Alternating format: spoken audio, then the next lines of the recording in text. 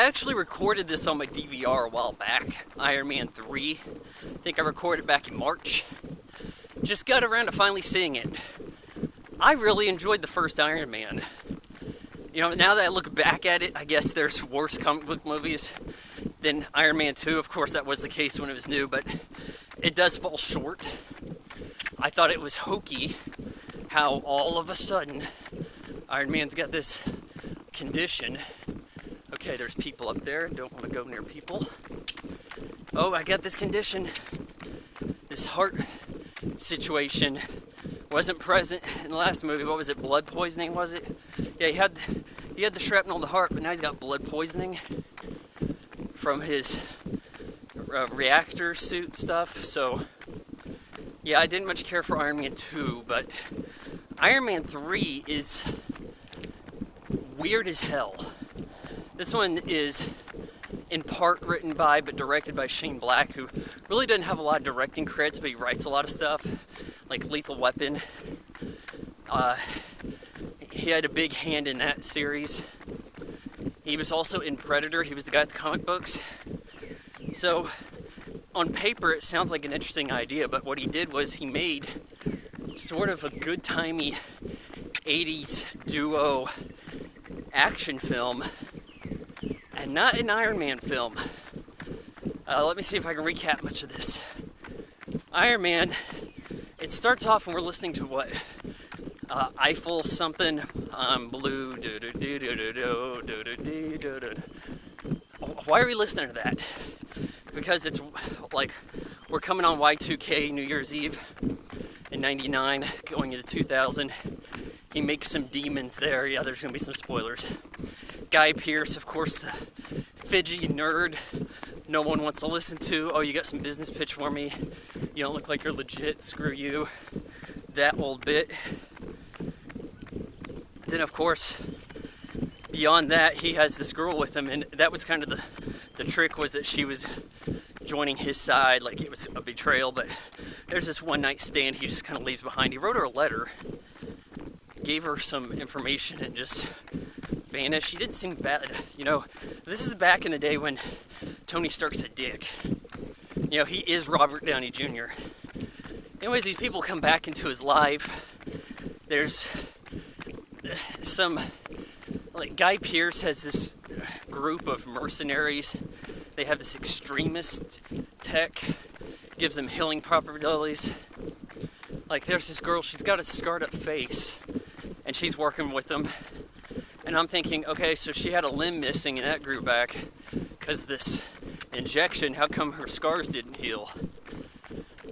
But anyways, they attack Iron Man. His house gets destroyed. Where have you seen this house destroyed thing? Yeah, Batman Begins. You know, now we're just kind of circling around other franchises here. They must have thought, oh hey, The Dark Knight, that was a big hit, had hardly any Batman in it. Why don't we do that too? So most of the film is Tony Stark hanging out with people in Tennessee. Hangs out with this kid. The kid I didn't mind so much. He was a bit of a smart aleck, but he wasn't completely useless. Hangs out with Don Cheadle in like the second half.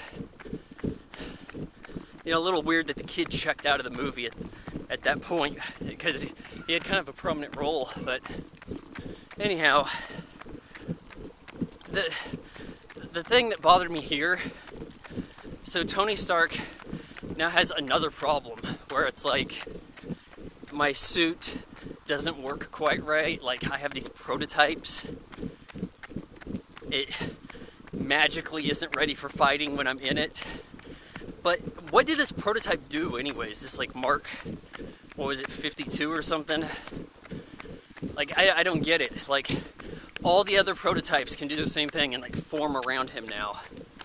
And that doesn't make it Iron Man's somewhat believable suit gimmick that he used to have. Like, I used to think, like, in the first one, I rewatched a little bit of that just before I saw Iron Man 3, like, you kind of buy into the world that Tony Stark can make that Mark 1 Iron Man suit in that cave.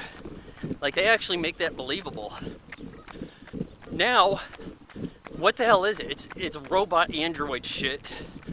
I mean, the stuff's working on its own. Doesn't need him in it. And it can wrap around him like every little piece has a jetpack. Like, we're dealing with magic at this point. This isn't technology. That was aggravating as all hell. We also had, let's see, Pepper gets kidnapped, and she has to, well, she gets the extremist treatment.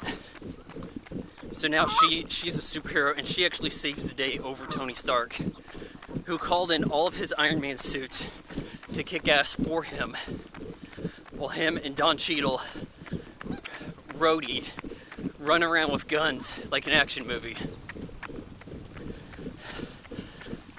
You know, just like the blood condition last movie, now all of a sudden he's traumatized by the Avengers. Like, kicking ass for 2 movies before that, and going extremely fast and all this stuff, flying, didn't traumatize him, but no, going through a wormhole. Now he's got to deal with this inner issue. And I just don't think that it's necessary for Iron Man to be exploring these routes at all. It doesn't make any sense. Like, now I'm afraid, I have to confront my fears. He spends the movie giving voiceover to a guy who isn't even qualified to listen. He's no psychiatrist. That's Bruce Banner.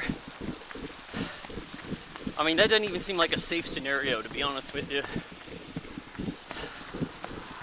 By the end of the movie, Iron Man, yeah, he easily could have called up Jarvis, like, earlier, to have these suits kick ass for him.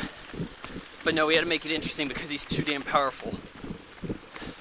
That's what happens. You make somebody too powerful. You keep adding shit to them. You know, people wonder why sequels suck. The main character always gets some new toys, and those new toys put him over the edge of believability every time. So yeah, we just had to. Oh, don't bother. He could have called up 50 suits earlier, but don't forget about that. Here's a plot point so you don't remember.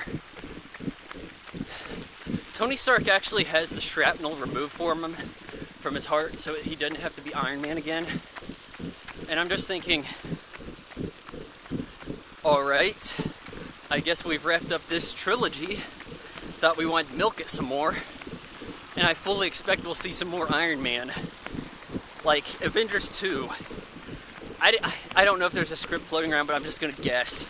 Because this shit's so predictable. So, the Avengers are getting their ass kicked. Tony Stark has to put the Iron Man shit on again. And really, like, if Pepper could get in the Iron Man suit and everybody else can do all the same shit, then why does he need the shrapnel in there? Like, the suits seem to be self-powered now. Like, there's no point. Iron Man 3, hell, I mean, it's watchable. Oh, yeah, another thing, like, there's this character called the Mandarin, and he's sort of played by Ben Kingsley, who isn't the right ethnicity for the role. And he speaks with something of a Texan accent, but he's an actor as the face of terrorism in the movie. And a lot of people are going to be pissed about that. I didn't know much about this character before. I had never really read Iron Man comics, so it didn't strike me as a blow. But I know that some people are going to have a fit. You ruined the Mandarin, you made him a joke. Choke on that for a little bit. I give Iron Man 3 2.5 out of 4 stars.